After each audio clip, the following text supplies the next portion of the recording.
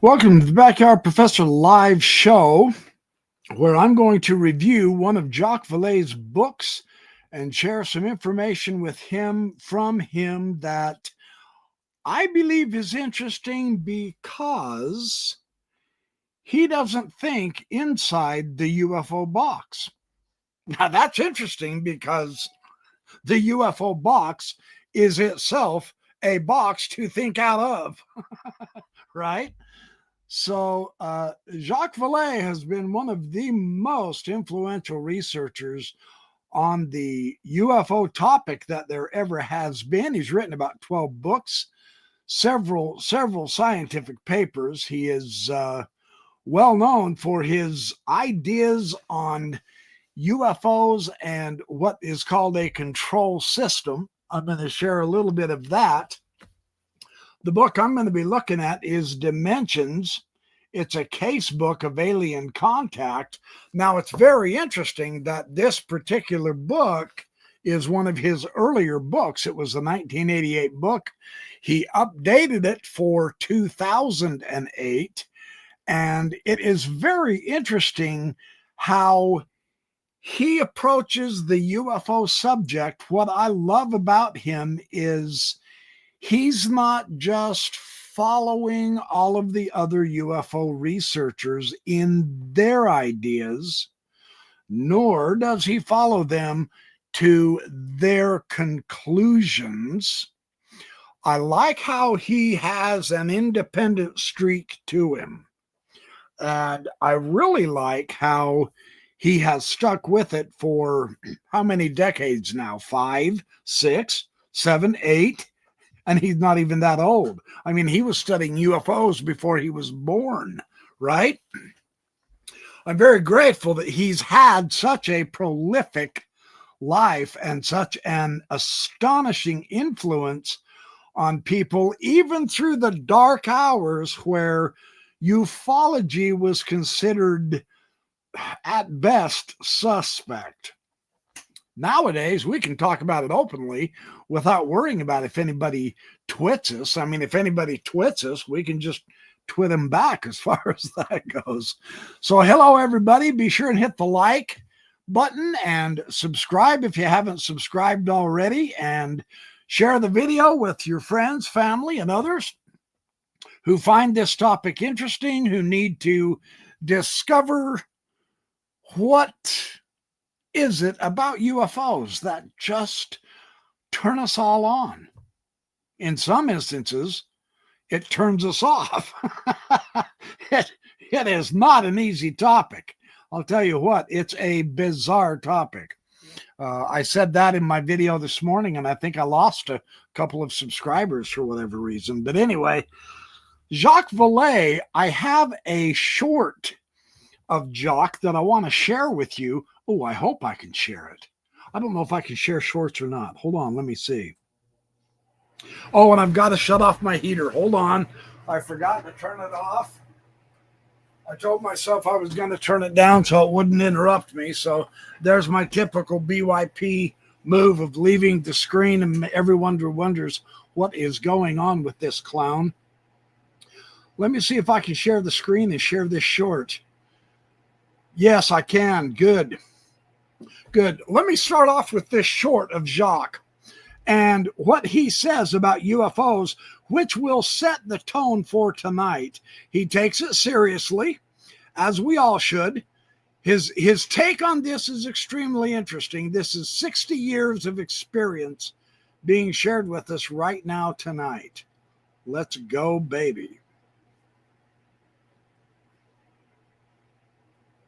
We have to stop reacting to intrusions by UFOs as a threat. I mean, that's the whole thing behind this new task force. And as much as I respect, the task force, my colleagues and I want to cooperate with them to the extent that we can bring information or resources to what they do. But there is more. This should not be looked at specifically as a threat. I mean, with the phenomena that we observe, I mean, if they wanted to blow up those F-18s, they could do it. Okay? Obviously, that's not what it's all about. I think that is an exquisitely interesting point that he brings up as well, too. And I get it, because we all fear the unknown, and this is definitely an unknown. And in the process of having this unknown, we would perceive it as a threat for multitudinous reasons. One of the main reasons is because it appears to us at this point in time, based on eyewitness accounts and other accounts that have been written about, which Jacques has written about as well in this very interesting book that I'll talk about tonight, is their capabilities are so far beyond ours. When someone is visited by an alien, they can be paralyzed. You know, we like to, among ourselves, we like to say, oh yeah, well, if an alien visited us, you know, I would take charge and control. No, that's not how it works. They can somehow mentally, telepathically either communicate with us or control our bodies. There are some witnesses who have testified that they have been beamed right through their walls of their homes or through their ceilings of their homes up into the alien craft. Now, that is terrifying. When you put yourself in those people's shoes, that would be a horror. Jacques Vallee, in this clip that I just shared with you, said, we should not look at them as a threat. I mean, here we are. We're still here. We're in existence. We're alive and kicking. We're watching the Backyard Professor live show tonight, having a good time in the chat. We're learning some information from our beloved colleague and friend, Jacques Vallee. We're not blown up. We're not destroyed. We're not in chains and fetters and enslaved yet. From the various accounts, of which will be a good segue into Jacques' book, these beings have been here for a very long time. I know Dolan has said that he's not as convinced about the earlier discussions, references to the UAP, the UFOs, the alien beings in antiquity. We do have hints and various parts of ancient texts of ancient peoples and their experiences with them and what they call them. Vallee, in his book, describes several different cultures, and he takes the context of the Celtic fairy culture, the various descriptions of how the fairies work. The little people is what the fairies were called, including, and as a modern Disneyland cartoon sort of way of viewing this, this is an actual description, not of Tinkerbell, but of an ancient UFO in Ireland or in the Celtic areas, of a little person with a wand, a stick, and the stick had a light on the end of it. And when they touched you with that, it could burn you or it could paralyze you. Now, and again, this is where the terror comes from. This is where the threat begins to be felt on our part. We can't hurt them. We can't make them stop, but they can hurt us and they can make us stop. And that's scary. So this theme, Jacques coming out and saying we shouldn't fear them, we need to understand them. I think he's playing into this idea that as interdimensional beings, and what he means, so we live in 4 dimensions, you and I. The 3-dimensional worlds, height, width, and depth. And the 4th dimension, Einstein said, was time, right? Now, string theory comes along and it postulates a potential extra dimensions, either up to 10 or 11 hidden dimensions. That's the string theory idea. The mathematics of it are exquisitely difficult to comprehend and go with. So I think his idea of them being from a different dimension is based on his interpretation of the difficulties that my favorite theory proposes, them being from the deeps of interstellar space, having gotten here in flying saucers.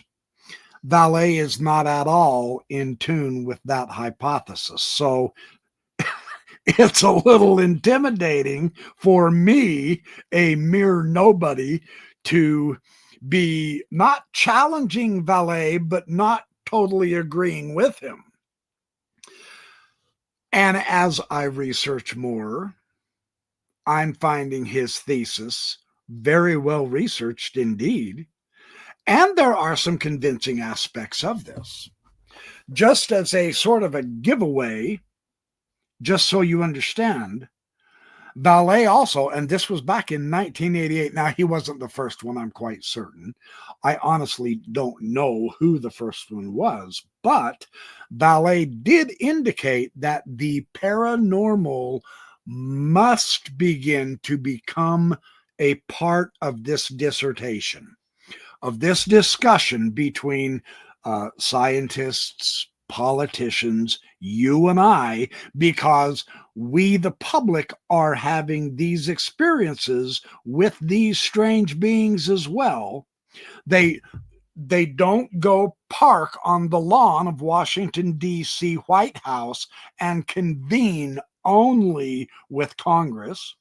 They don't go, excuse me, they don't go down to NASA and convene only with the astronauts. No, these beings are communion. That's a well-chosen title for that book, I'll tell you what. They are communing with people who are just mere fishermen down in Brazil, who are mere insurance salesmen of people in the United States, of housewives or daughters who attend grade school in a foreign country, in the UK or wherever. They are talking to people in Australia. They are talking to people from what I am hearing and learning in China and Russia now, etc.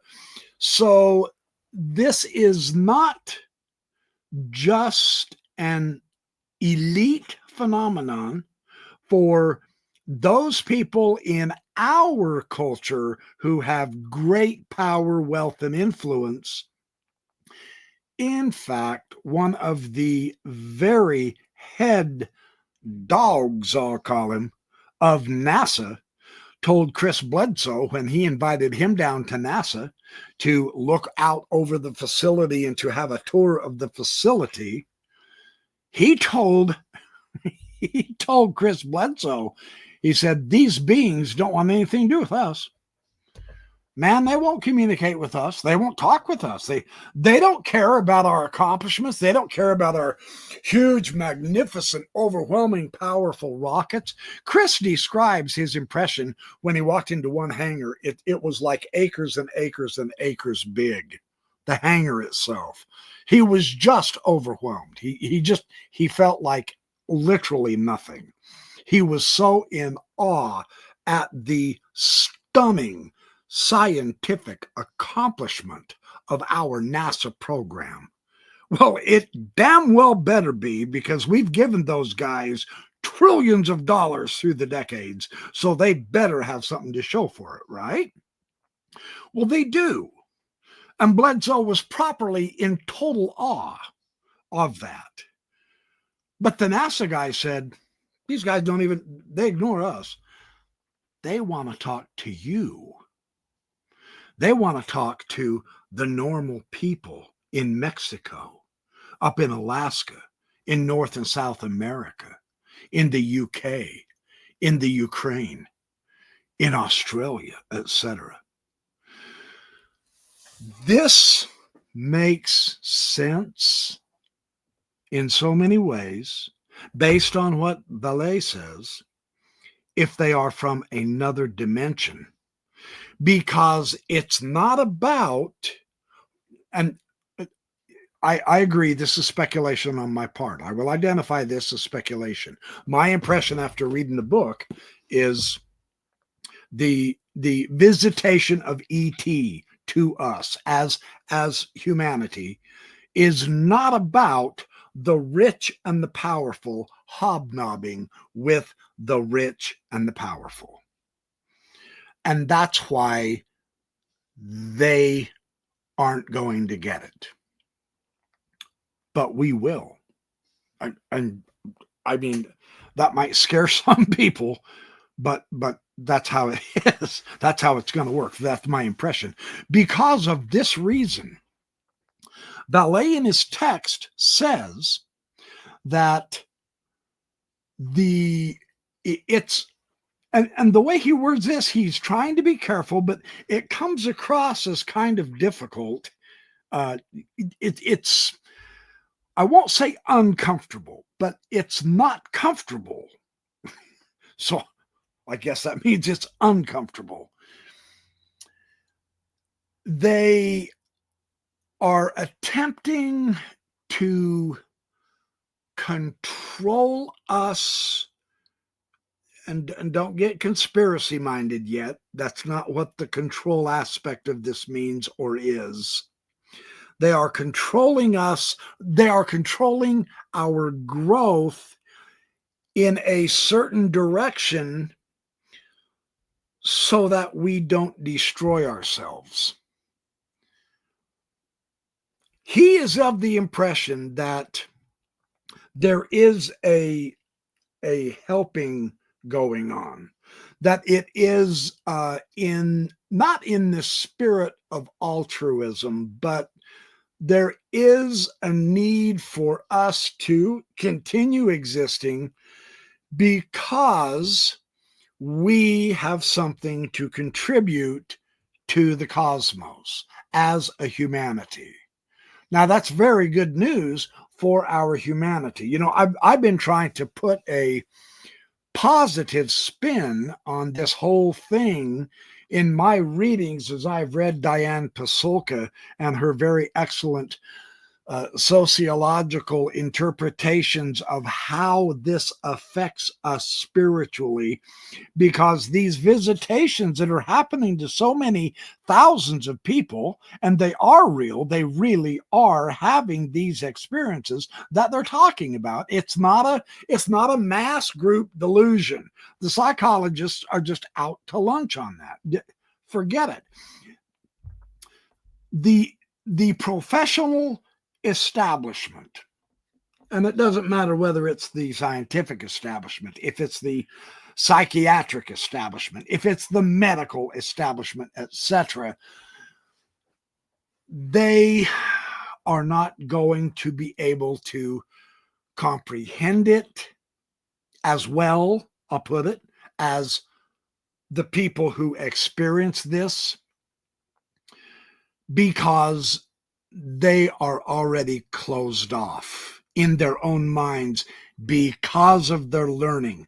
And I tried to discuss this in my video this morning on the PSYOPs, UFOs, and the drones, What is Real video that I posted earlier today. This adamantine control of the scientific method only, and when the scientific establishment says science only in this regard of materialism and the laws of Newton and the laws of Einstein and of relativity, both general and special, and of the laws of the quantum physics themes, such as Richard Feynman and Niels Bohr, and those talk about. That's what we mean by science, which gives us an objective reality. And I'm not being anti-science. There's no way you can accuse Jacques Vallee of being anti-science. The man is a scientific stalwart. He absolutely utilizes the science fundamentally. He brings in the religious, social, spiritual, paranormal aspects as inclusive if we are to understand a being from a different dimension, because that dimension is a larger, all-inclusive dimension than our reality. So it is going to be absurd to us. And I think this is a really marvelous insight on Vallee. I really think there's something to this when he says, if this was going to be, if we just saw, if we experience and we hear from the witnesses of their experiences with the aliens being taken on their craft and examined and talked to, etc., if we see all of that as perfectly normal, then it probably is a delusion. It is inevitable that it's going to come across as absurd to us. It has to. And how could it not? Because when we bring in another dimension, we don't have that in our minds. We don't have we don't have a fifth or a sixth or a seventh dimension capability of experience in our four-dimensional world. And so it is absurd. And that's how it should be. And I do believe that's why Vallee says to see them as a threat is to essentially misunderstand them. But we're going to misunderstand them anyway, simply because it's an experience that you can't even describe or talk about. You know, they say, well, draw something in the fifth dimension and let's see the 3D view of a five-dimensional object. That can't be done. You would have to be in a fifth dimension. I'm not trying to beat a dead horse here, but I think Vallee's insight to this is exquisite.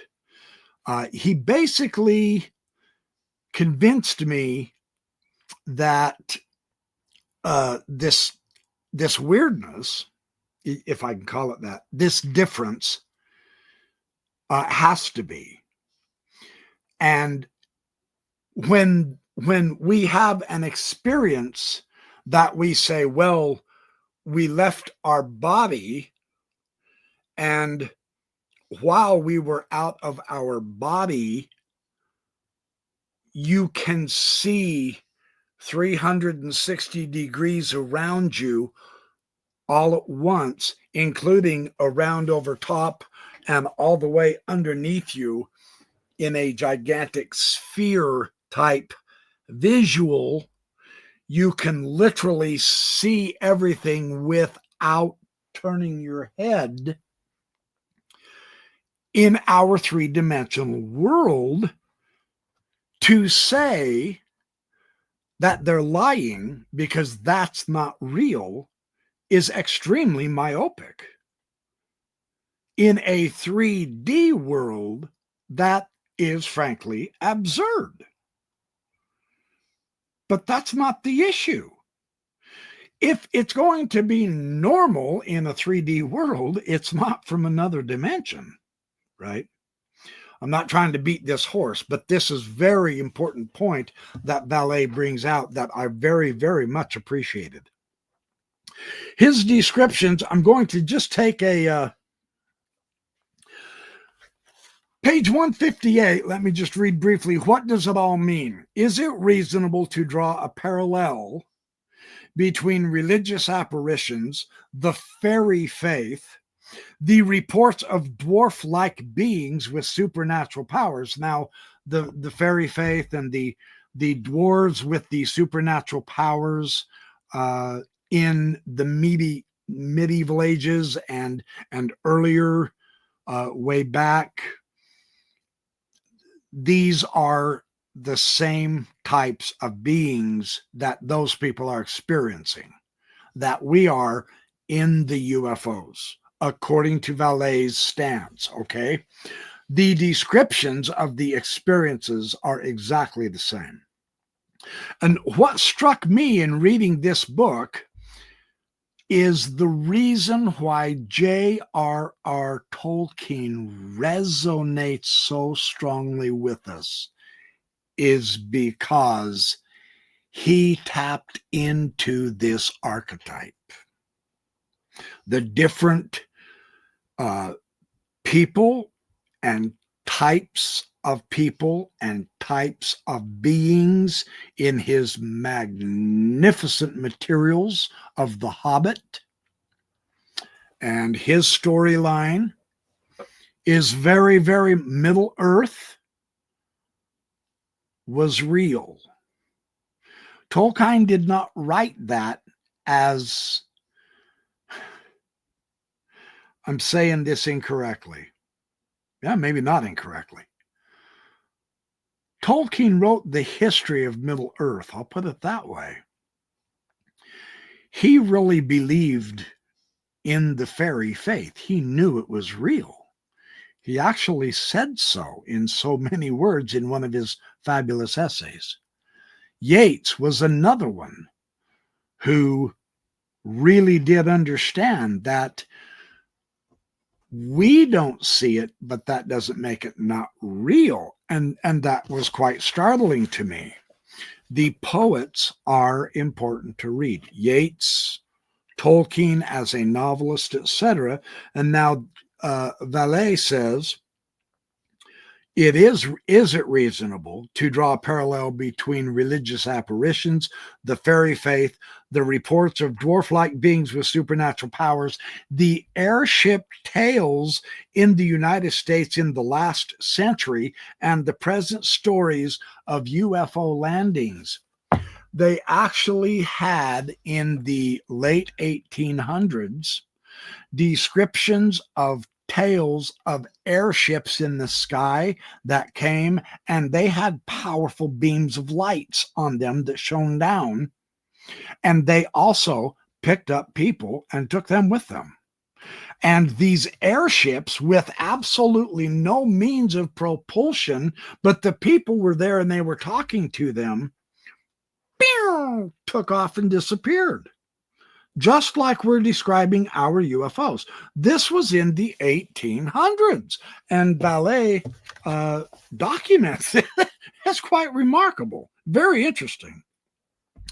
I would strongly argue that it is, for one simple reason: the mechanisms that have generated the various beliefs are identical. And this is the key. This is the golden thread that he takes all the way back into antiquity. And I mean antiquity. The Assyrian and Mesopotamian iconography, and I had it in the book and I can't remember where I put it. I apologize. I was going to show you a picture of this. Of the ancient sun disk. There's a winged sun disk in the iconography of the Babylonians, of the Assyrians, of the Mesopotamians. And there are beings in the top of the sun disk, and there are all kinds of little arrows and squiggles and stuff.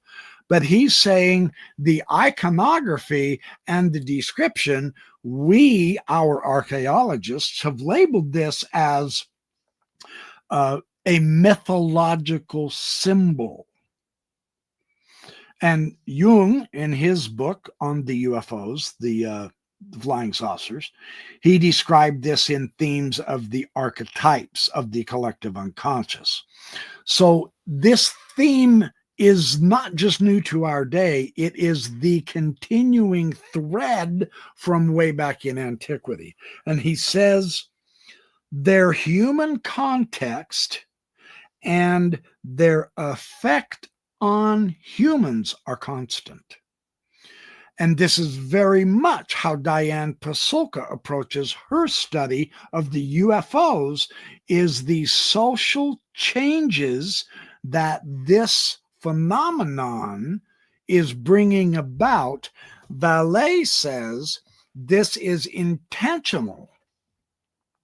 We are, it's our destiny, so to speak. We are headed to greatness, but we can't see the future. Perhaps in a higher dimension, they can see into our dimension. And they can see when, as a collective humanity, we begin making some egregious errors, that they need to come and help kind of not control us, not enslave us, not threaten us or kill us, but say, okay, we need to somehow influence these guys so that they're going to go a little bit more in that direction than that direction. This is kind of the theme that Vallee is taking. If one makes the mistake of confusing appearance and reality, it has little to do with the problem of knowing whether UFOs are physical objects or not.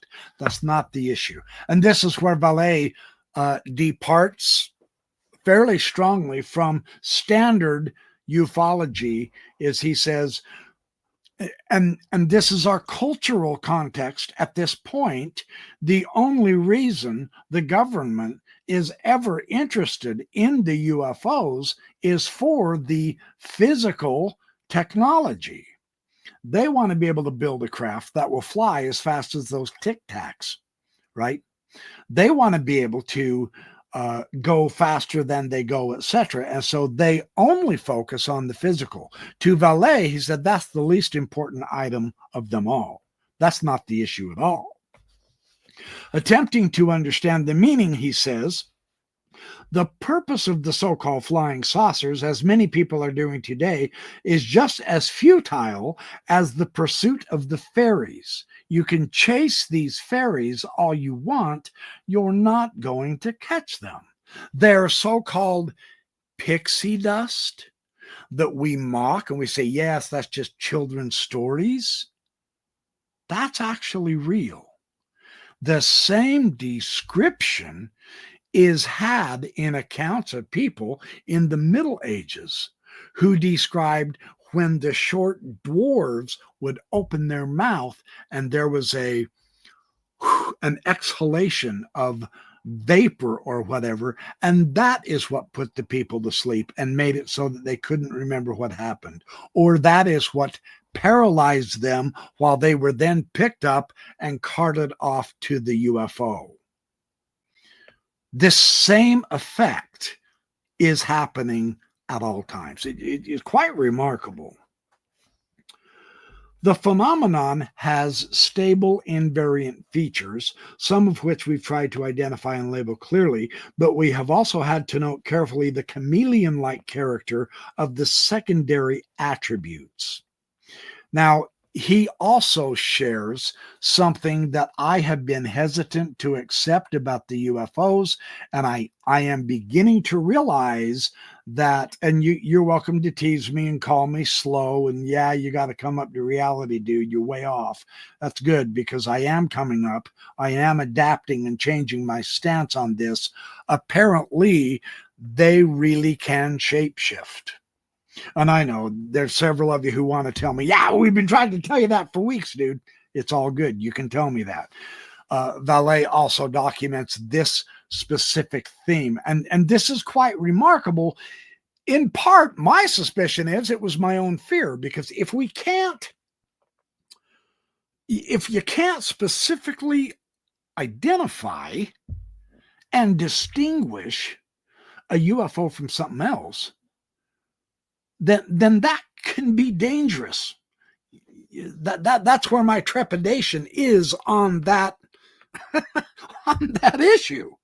That's not comfortable for me, but it's something I'm coming to recognize. Okay, well, you're either going to have to get comfortable with that or stay uncomfortable and realize that that really could be a fundamental reality. Exactly like when I first learned that remote viewing is real. It does happen. We can do it.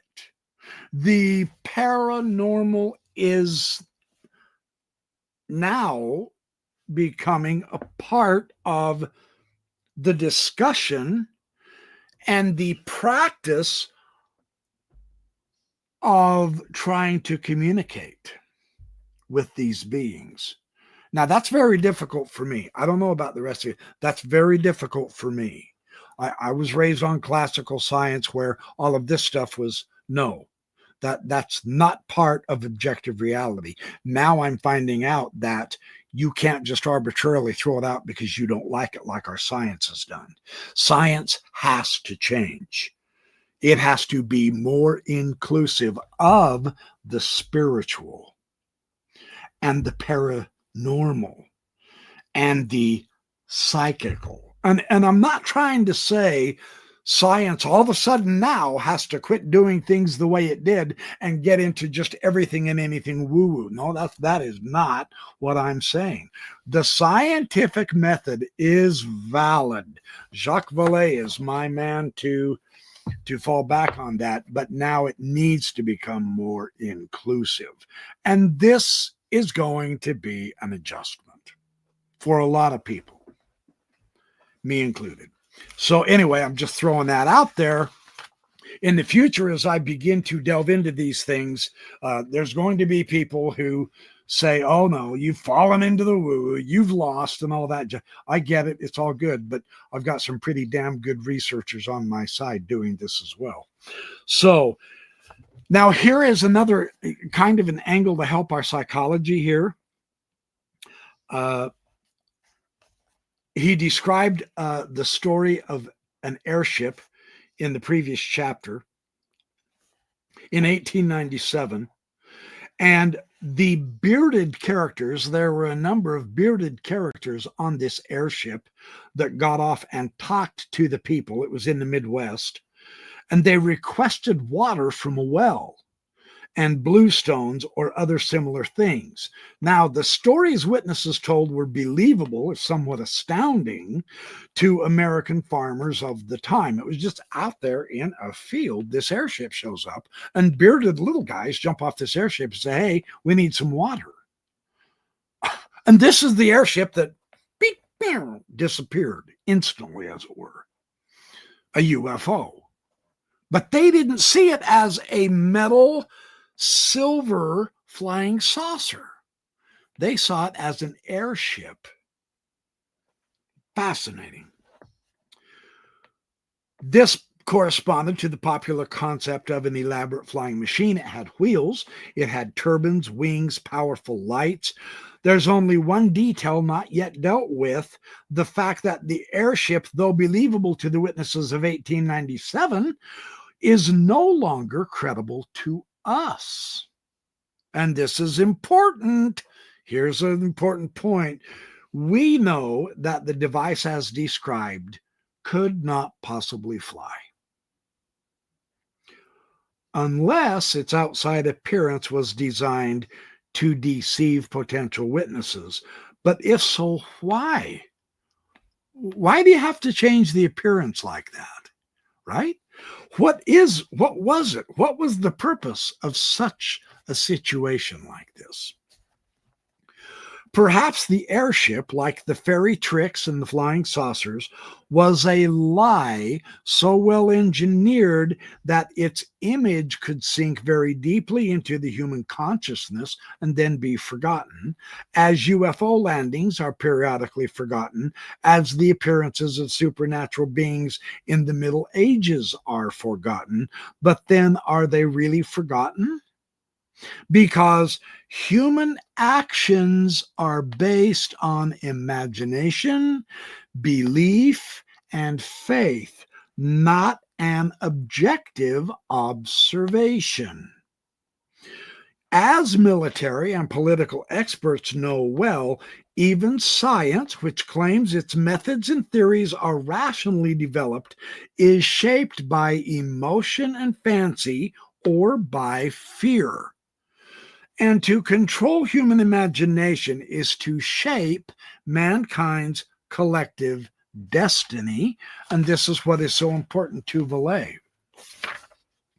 How the UFO phenomenon will affect In the long run, our views about science and religion and the exploration of space, we can't measure this yet. We don't quite know the social effects of this. However, the phenomena does appear to have a real effect on us socially. And the peculiar feature of this mechanism is that it affects equally, get this, it affects equally those who believe and those who oppose the reality in a physical sense. So it's irrelevant which side of the belief spectrum you're on. You can believe or you can be a complete skeptical. It's still going to affect you too on the social end of things. For instance, if I can use an obvious example, by now, please tell me you've heard about the drones in New Jersey and New York, right? I mean, like for a month, these drones have been showing up all over the place. And even down in Texas, they're now over in Oregon and California, I've heard. But New Jersey is the big spot. And I mean, and over in the UK, they're there too. But New Jersey is the big one, right? And I mean, they've begun making a big hullabaloo. Now, whether you believe that these are UFOs or not is absolutely irrelevant. It's affecting all of us socially. We're all hearing about it in the news, which means that we're not hearing about an earthquake if it happens somewhere else. We're not hearing anything about the Russian-Ukraine war right now. We're only socially hearing about the problems that the drones are causing. Doesn't matter whether you believe in them or not. You can say, yeah, they're drones, they're planes. That is all irrelevant. It's directly affecting us. I do believe this is Vallee's point, right?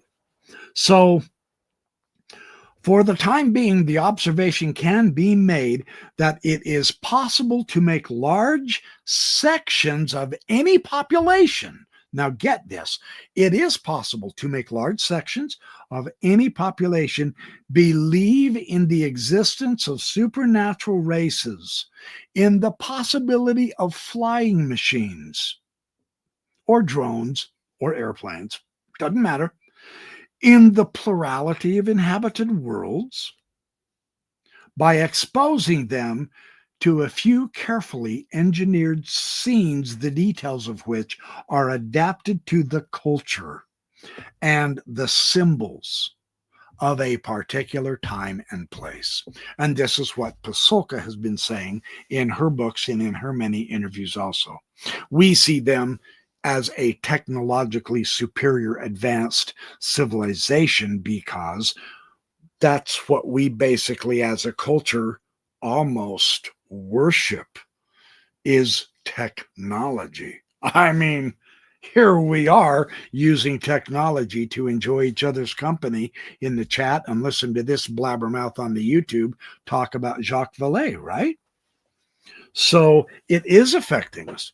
We could be watching some stupid show, and in fact, we would rather be here. I would much rather be here enjoying myself with you guys than watching television, some stupid hippy-dippy program that's idiotic and waste my time. So this is very interesting.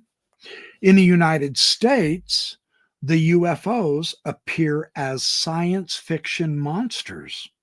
In South America, they are sanguinary and quick to get into a fight. In France, they behave like a rational Cartesian, peace-loving tourists. The Irish gentry, if we believe its spokesman, was an aristocratic race organized somewhat like a religious military order. The airship pilots were strongly individualistic characters with all the features of the American farmer, yet they appeared differently depending on which country they appeared in. That's remarkable how adaptive how flexible these things are. I think that's a very spectacular feature of them. So I wanted to share that with you. Let me come over to here. I want to share an idea on page 165 of Vallee's book on dimensions. Okay, now, yeah, and actually I'm going to go back to page 164 real quick. So what we're having here is the development of a new myth, meaning a new and myth, and even he says it is not it's not just a concocted story of fantasy and fantastic unreality. That's not what myth is at all. Myth is the ground reality. Myth is the fundamental social fabric structure of reality for people. Okay. He says the development of a new myth feeding upon this duality is entirely predictable. And he says, in the absence of a rational solution to the mystery and due to intense public interest, it is quite likely that in coming years, every brand of charlatanism will be used as a base, although it's not possible to predict its exact form. We may very well be living the early years of a new mythological movement with this UFO idea. And he said this back in 1988. So it's very interesting. And then he renewed the book in 2008. So back in 88, that's what, 40 years ago, 35, 40 years ago. So let's take ourselves back to that and look at the past 35 years or so. There for a while, it was somewhat taboo. You could still lose your means of making a living if you mentioned UFOs, or God forbid, if you were abducted and you began talking about it. But now it's everywhere. It is really literally out in the open worldwide right now tonight. The UFO theme. Now, that is a drastic world change. Seriously. It's not about whether you believe it or not. That's irrelevant. This thing affects everyone, no matter what our temperament, on a social level. That's the beginning of a new mythological movement. And it may eventually give our technological age its Olympus or its Valhalla. Whether we regard such a development as an asset or as a blow to our culture. And here's why. Because many observations of UFO phenomena appear self-consistent and at the same time irreconcilable with scientific knowledge. A logical vacuum has been created that human imagination tries to fill with fantasy. Such situations have frequently been observed in the past, and they have given us both the highest and the basest forms of religious, of poetic, and political activity. It is entirely possible that the UFO phenomenon will give rise to similar developments because its manifestations coincide with a renewal of interest in the human value of technology. And there's the key for our particular time, culture, and age.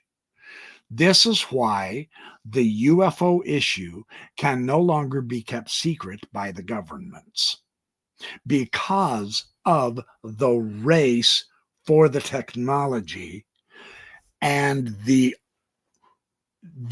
becoming more and more frequent. I was going to say the ubiquitous, but it's not quite ubiquitous, but it's very close. It's getting larger, I'll put it that way.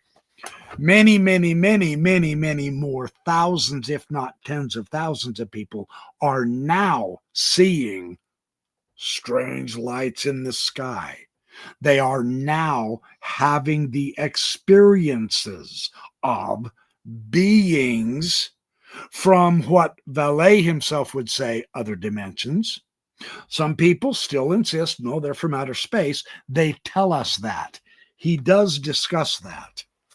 The deceptive lie in order to confuse us on purpose for the time being, because we have to be led a certain direction. And I get it. That makes me somewhat uncomfortable as well. I am so with you if you say, ooh, no, I don't want to be deceived. Well, that's tough luck.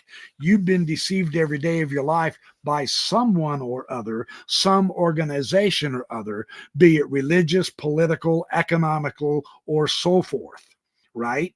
That's the essence of life, is being deceived in some regards, right? So that's the way it works at this point in time. I wish it wasn't, but that's what it is. Yeah. So here is why.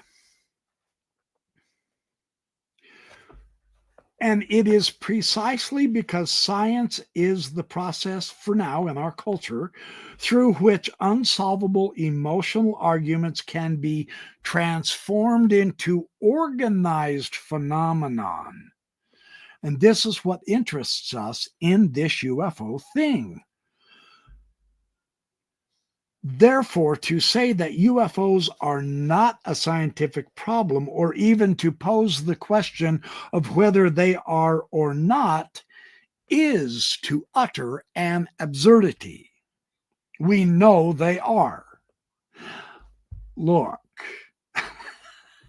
it almost doesn't matter which country you belong to right now. Your government is spending hundreds of millions of dollars on this subject. So don't tell me it's not affecting us. Oh, it most certainly is. You see how that translates off into the social fabric. Doesn't matter whether you're a believer or not, you pay taxes too. That's what we mean by the social influence of this interest in the scientific aspects of this absurd phenomenon we call UFOs. So there is no such thing as a scientific problem. It is the man who looks at the problem who is or who is not scientific in his approach.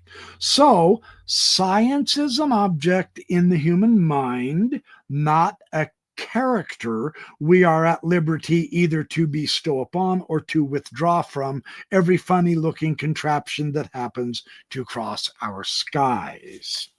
So, and I wanted to read through these.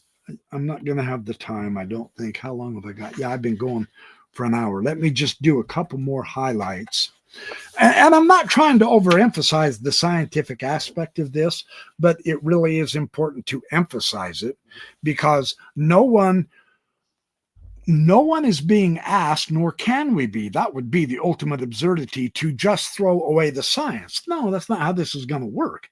Oh, heavens, no. We have no desire to. There's no reason to, because on the basis, on the level that we function and operate as a society in our day right now, with our cell phones worldwide in every country that can afford them, computers, microphones, automobiles, etc., science is the basis for our social fabric. So you're not going to throw that away and go back to caveman days. That's not even necessary. However, there is another dimension that he brings out, and I just wanted to note this. Now, I am not, and maybe I should have been. I mean, technically, it's probably not too late for me if I really need to become a fan of Edgar Cayce, but I've never been a fan of Edgar Cayce, the American prophet. It is remarkable to me that Vallee notices this aspect of Edgar Cayce, the prophet who prophesied and predicted the future, and there are people in the New Age movement who swear by him. Okay, I get all that.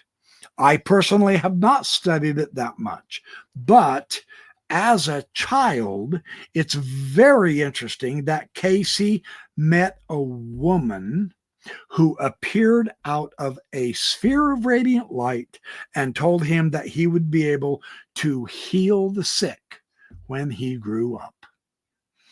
Now, this is the same principle that happened to those 3 girls at Fatima.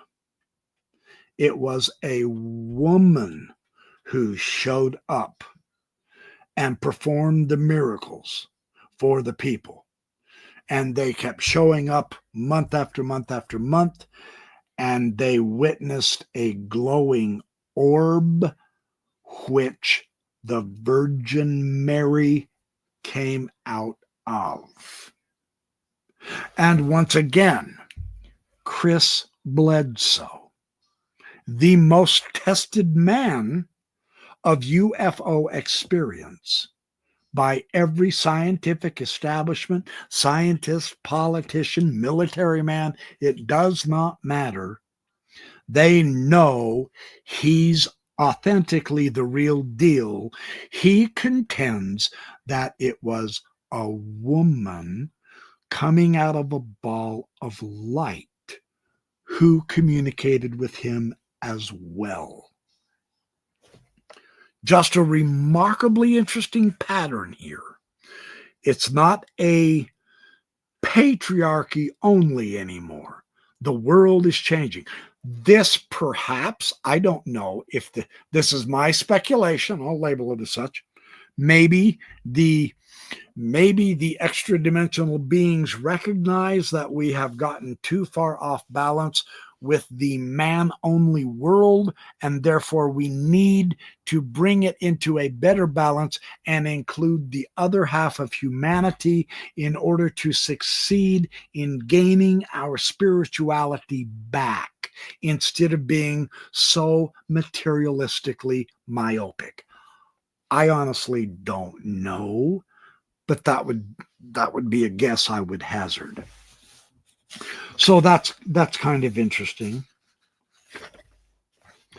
And let me skip over to, and yeah, chapter 7, his entire chapter. I can't read the whole thing. I'll pick highlights. And on page 195, the spiritual component about the morphology of miracles.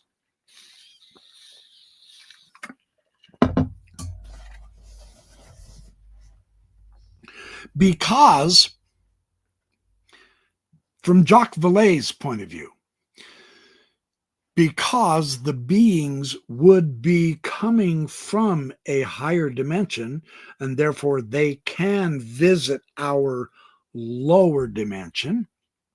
My father used to tell me the spirit world is right here among us.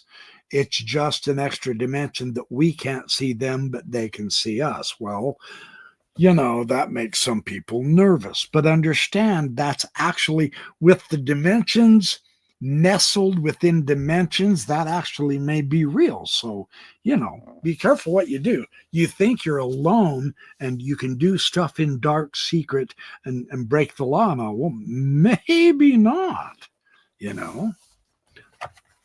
Maybe there was a reason Jesus taught what he taught in the New Testament, because he was a higher dimensional being and he realized, even if a sparrow falls, my Father can see it. You know, when you read some of those New Testament ideas now, it's no longer absurd or ridiculous. You say, oh, it's just because from a higher dimension, that's exactly what the Father could do. He could see a very sparrow fall and note it. Jesus is said to have ascended after he was with the apostles and disciples for 40 days and 40 nights after his crucifixion and resurrection. At the time he ascended, the text does say he simply went up into heaven. Now, what atheist has not completely mocked that account, right? People don't levitate. Oh, yes, they do. We now have witnesses who levitate when they're visited by the UFOs. The UFOs themselves can levitate. They travel up and down in shafts of light. So do people when the beings want them up in their craft. So see, our judging a spiritual situation from a material viewpoint might not be accurate after all. So be careful about judging things. There is a spiritual component to this, without question. And a lot of good UFO researchers are now saying that. You know, it's hard to adjust to, but it's there. It doesn't have anything to do with science versus religion. That's where we've gotten off track. It is not science versus religion. The religious dingalings who condemn science are making a huge mistake. The scientific, myopic, arrogant dingalings who dismiss the religious and the spiritual are making a huge mistake. Just so you know. Those days might be beginning to be past us, and now we have to adjust and open up to a new age, right?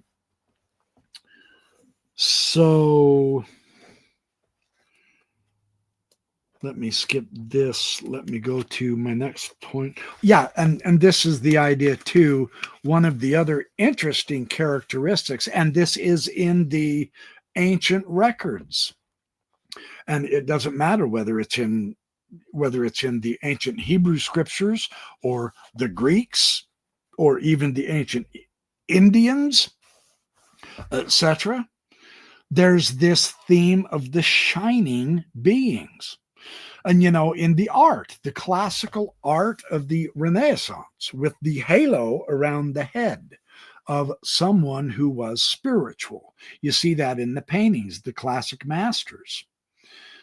That's not artistic license. We've always just said, well, yeah, that's symbolic of a higher spiritual being, etc. Yes, it is. That is true. But they actually did glow. And there are accounts of that. Now, today, we look around and we say, oh, that's just idiotic. That's just a fair, come on, you're just pulling my leg. You're trying to show that your religion is superior to my science or whatever. No, that's not the issue at all. That is irrelevant. They really are described as shining beings. There's something about light with this phenomenon. Yeah. I read from a very powerful LDS scholar years ago. I might have his book handy. Truman Madsen, a philosopher at BYU. Most of you wouldn't be aware of him. It's okay. It's not a crisis. Where he described that somehow the very makeup of our soul is light. And I thought that was quite striking. Wow. Yeah, this theme plays out with these UFO beings, with some of these UFO beings. It's quite remarkable.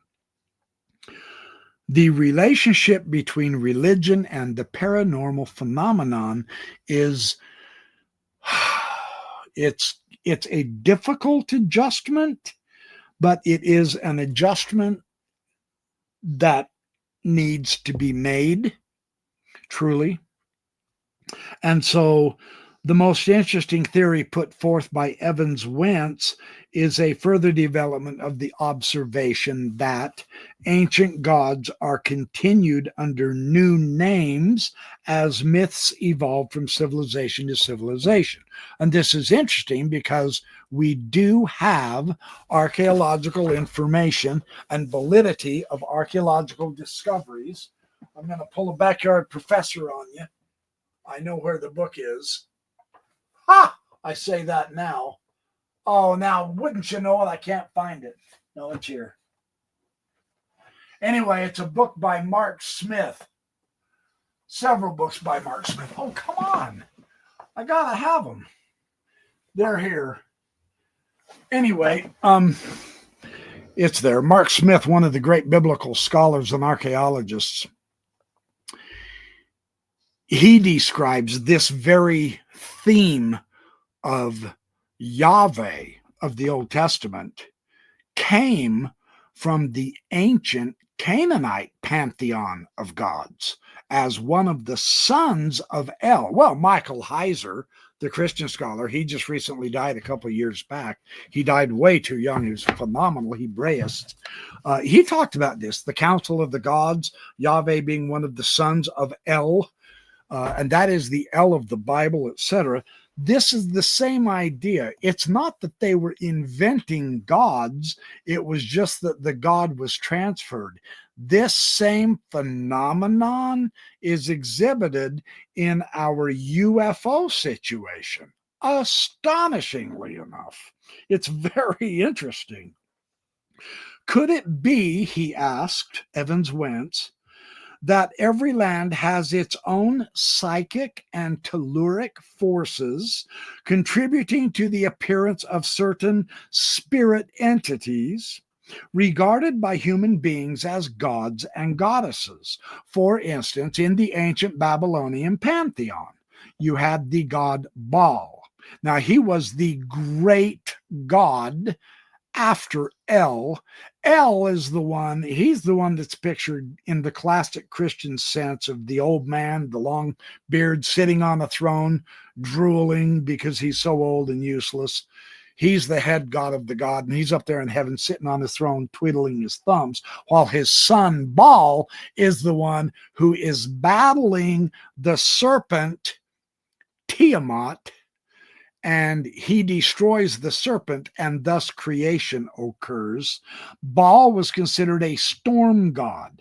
In various parts of the Old Testament, we can read where Yahweh also picks up those attributes that Baal used to have, and Yahweh became a man of war. It says, I believe that's in the book of Joshua, as well as he was throwing his thunderbolt. He became a storm god. He picked up, or he had, the attributes of the god Baal from the ancient Babylonian Canaanite pantheon. Okay. And then Yahweh, of course, became the only deity, the monotheism of the ancient Hebrews.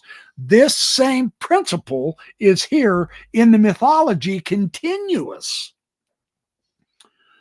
So Frank Waters pointed out before Evans Wentz that the early white settlers in America had become very closely Indian in spirit and feeling. He writes in his book, The Masked Gods, they had confronted here that great psychic entity which was the spirit of place. The spirit of place, the heart of a new continent. It shattered them completely, but each succumbed in a different way. So the vision of God and Jesus, and this is Jacques Vallee saying this on page 209, the vision of God and Jesus experienced by Joseph Smith, the founder of the Church of Latter-day Saints, that's the Church of Jesus Christ of Latter-day Saints, most of us know it by Mormons, right, was in fact a vision of the shining beings known in other parts of the world as the Devas. Now, this is quite remarkable. The shining beings appeared to Indians during sacred rituals performed on high places on top of plateaus and hills, which anciently was considered the temple of the gods. That's why Mount Carmel and Mount Hermon in the Holy Land is so important to those early Jews back in the Old Testament days. Before they built the tabernacle, before they had the Temple of Solomon, they worshiped in the mountains. Well, the American Indians did the exact same thing, and the Winnebagos tell of a youth who climbed the mountain eager to find wisdom. This is the old story in Tibet, the mythology of the ancient Indian and Tibetan, where you need wisdom, you climb up the mountain, and there's a lone guru sitting up there in the top of the mountain in a cave, cross-legged, waiting for you to show up so that he can tell you his wisdom. This is the same principle. He fasted for 12 days, and a spirit came to him, giving him knowledge and teaching him wonderful words. Now, the knowledge and the words that this shining being gave him, here's the effect. And the reason I'm emphasizing that is because this is exactly what Chris Bledsoe states is happening with him today because of his being visited by shining beings. Listen to this. The knowledge and the teaching brought health, welfare, and long life. The same thing. So, these beings are the guardians of secret places, holding them in trust for a future of wonders. Now, Evans Wentz had been told by the Irish poet William Butler Yeats that these sacred places really did exist and they were guarded. These are the portals to the extra dimensions, perhaps. They're guarded. Now, Danny Sheehan, in several interviews with Julian Dory and others, has noted that our own Navy and our own military know where some of the UFO bases are located here on our planet. One of them is off that island, Guadalupe, off the Baja Peninsula in the Pacific. Is it 139 or 189 miles out or something like that? They have submarines and battleships there constantly monitoring, and the USOs are constantly coming up and down in the water there because there's a base of the UFOs under the water there. There is another base of UFOs, astonishingly enough, in Sedona, Arizona. And the military is there also. It's up in the mountain. And they monitor the UFOs coming in and out of that mountain. That's quite remarkable. You go, wow. You know, talk about an opening up, an extension of reality, right? It's just fascinating. So he says, he identifies also one such spot in France and one in County Wicklow, Ireland. He identifies another spot in Campania, Italy, and others in Asia and America. So, Vallee asks this question: can we then use the vast and untapped reservoir of fantastic events in the collections of UFO lore to force an answer from our gods old and new, to bring them down to a human dimension, or to understand their power Are we able to tap into the gods, the UFOs? Well, apparently they come and visit us also, and they take us up into their craft, right?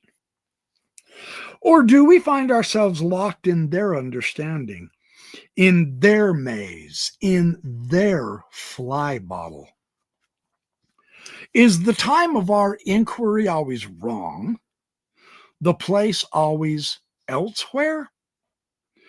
Are the angels in heaven rejoicing, or do they laugh at our stupidity? So, a former Jesuit priest, Father Salvatore Fraxedo, has deeply researched this aspect of the phenomena in several books. In one of his books, In Defense Against the Gods, that are not yet available in English, unfortunately, he argues convincingly that the spiritual control system of which UFOs are a part may have resulted in the religious myths that keep mankind in a state of abject submission to obsolete myths. In our private conversations, he implied that the phenomenon originates with entities that manipulate our reality and our destiny for their own purpose. Now, this gets kind of spooky, right? Hopefully, it's a benevolent point because we're powerless to stop them. So, using our naivete and our lack of critical judgment in the presence of miracles, these entities, in his view, again, this is just one man's interpretation, play with our emotions in order to be worshipped as gods. It's a fascinating issue. And then he goes through the Joseph Smith Mormon story. His first vision, his visit by Moroni, getting the gold plates for the Book of Mormon. He goes on page after page after page. He talks about his account of his first vision in the Pearl of Great Price. He ties it in with the Teutons, the takers out of the secreted scriptures in Tibet, interestingly enough, though the Book of Mormon claims to be a sacred history of the ancient Americas. And then he goes on to a unified theory of the apparitions, which is this. In many UFO stories of the olden days, the witnesses thought they had seen angels from God, and for this reason, they never bothered to report their experiences. So there's a lot of experiences that we have just simply never heard of, because to them, it was too sacred to share with the world, right? So others thought that they had seen devils. It depends on the person's temperament, right? The difference may be small, but it's very real. Everything works as if the revelation were designed to isolate the witness or the prophet or the believer from his social environment. He often becomes an outcast and has to flee. This has been the fate of numerous UFO witnesses. It was the fate of Moses. It was the fate of Joseph Smith, Brigham Young, and the Mormons. They had to flee and go west. Moses took the Israelites out of Egypt and went into the land of Canaan, etc., etc. I think the stage is set, he says, and I'm on page 215 here, for the appearance of new faiths centered on the UFO belief.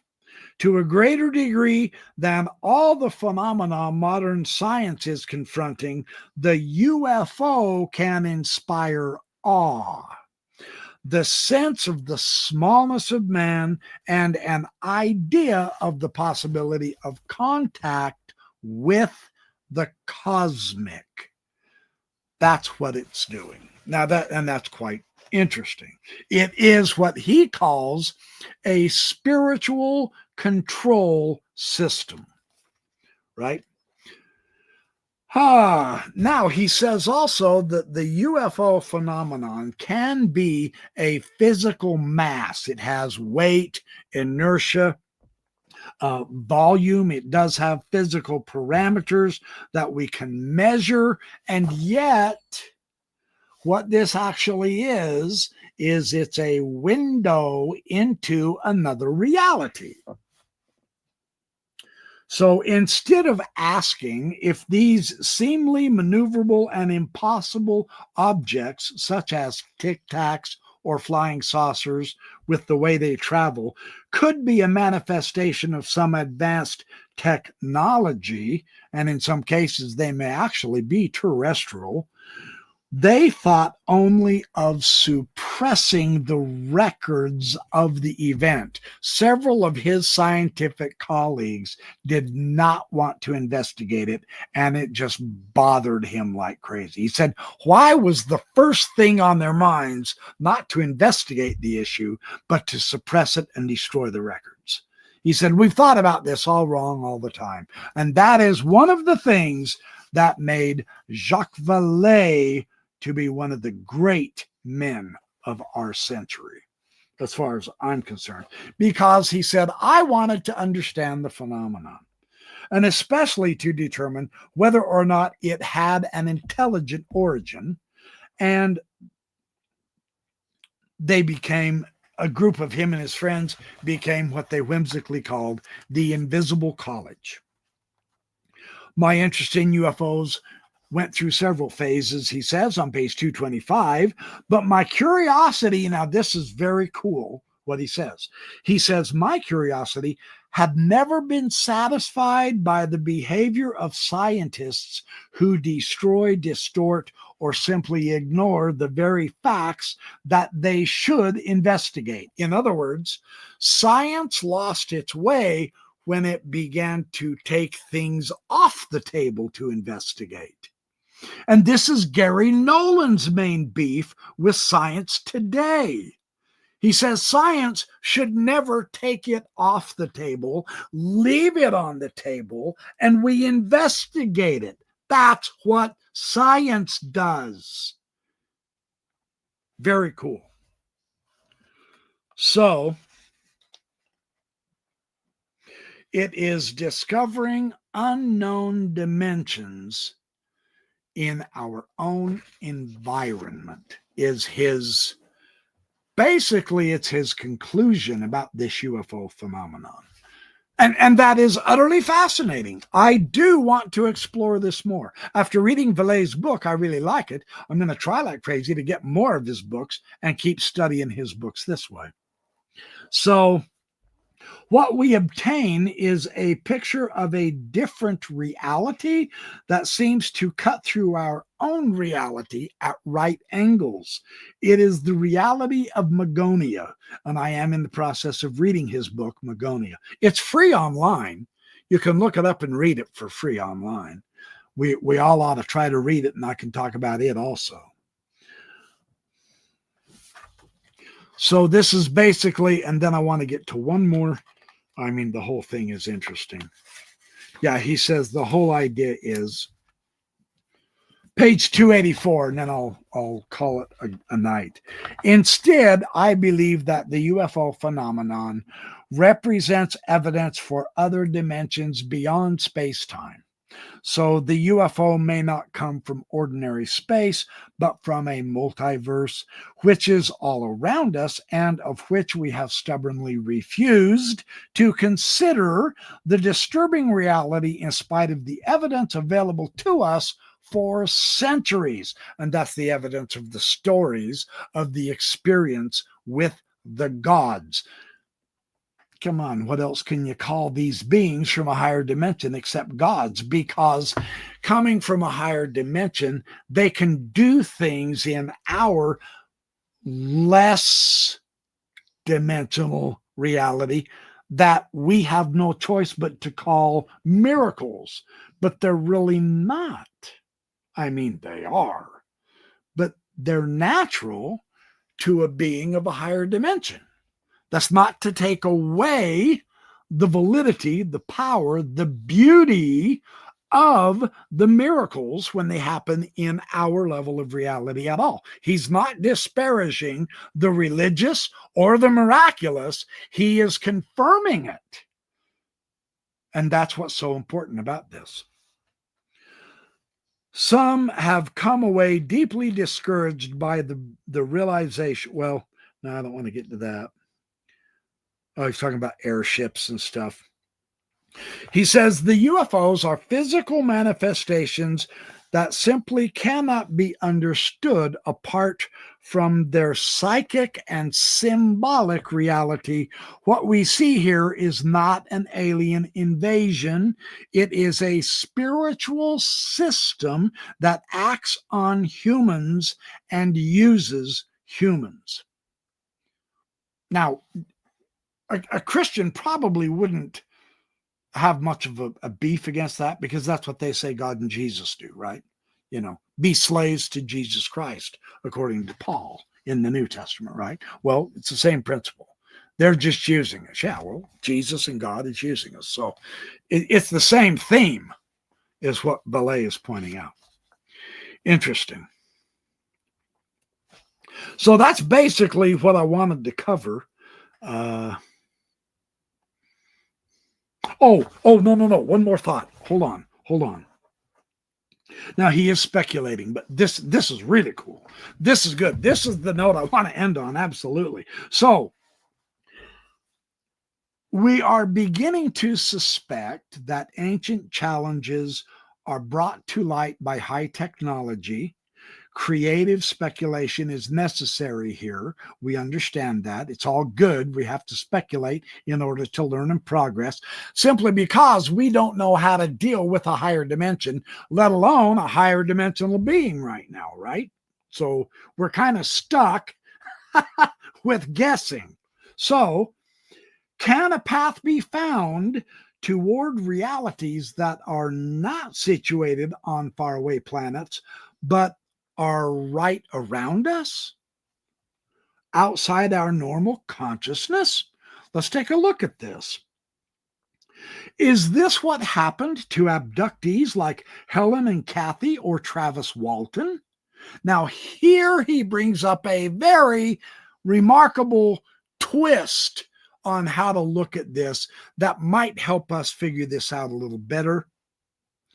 Rather than a physical occurrence inside a spacecraft, did the abductees experience a temporary translation of their consciousness into an altered reality, followed by visions of archetypal creatures? Did the UFO come into our dimension, or did the UFO take a human into theirs? That's the question. That's the theme that he is asking. So if the world around us is a world of informational events, the symbolic manifestations that surround UFO reports should be seen as an important factor. If we regard the physical world as an associative universe of informational events, in other words, it's all information. That's what's happening. It's information. Then consciousness is no longer simply a local function in our human brain. And that's what our science says today. In fact, they have it completely backwards, according to Donald Hoffman and others, when they say the brain produces consciousness. No, consciousness produces space-time and the brain. You see, this is the new development of knowledge that's coming about now. You can find that on YouTube.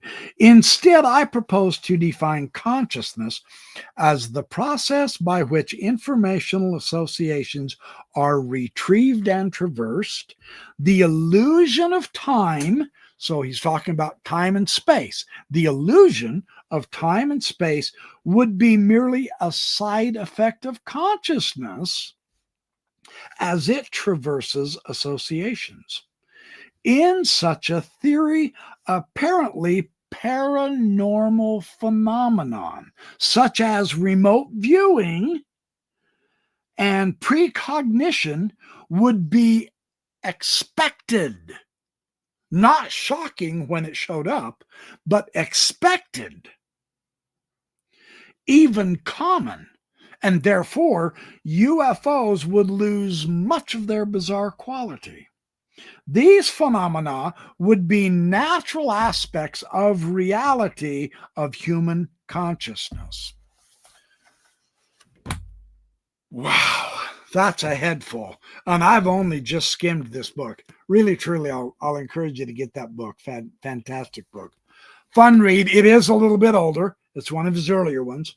I mean, the man's written 12 books. I'm going to get all of them and read them all, and I'll review them all. So anyway, that's basically what I had to share with you tonight from Jacques Vallee, one of the truly great UFO scholars and discussers.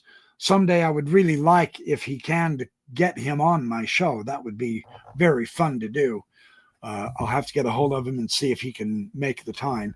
He's a nice man. He's somewhat difficult for me to understand because he has that marvelous French accent. He is French, and I'm sure he knows several languages, but what a guy, what a guy. Fun to read. So thank you for coming to the Backyard Professor live show tonight.